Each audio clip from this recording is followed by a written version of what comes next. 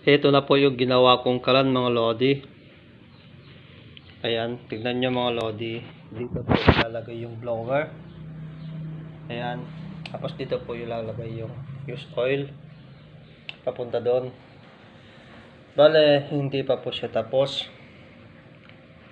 Itong parte niya dito, tatakpan pa yan, tapos lalagyan ng butas dito sa gilid, tapos sa taas.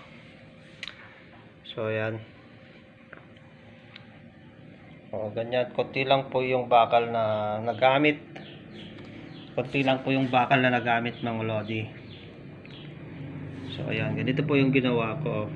Yung mga scrap po, yung mga lumang bakal na hindi namin nagagamit,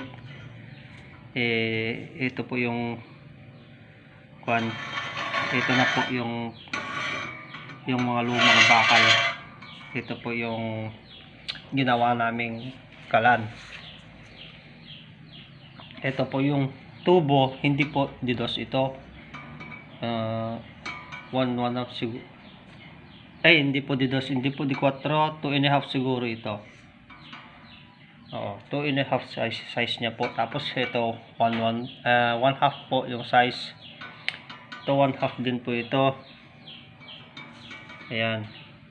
Bale yung sa silok, ayan, isang coupling GI winelding, tapos dito pinagdugtong po dyan.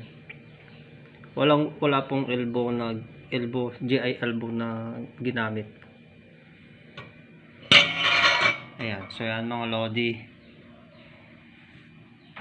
Ito na po yung finished product namin.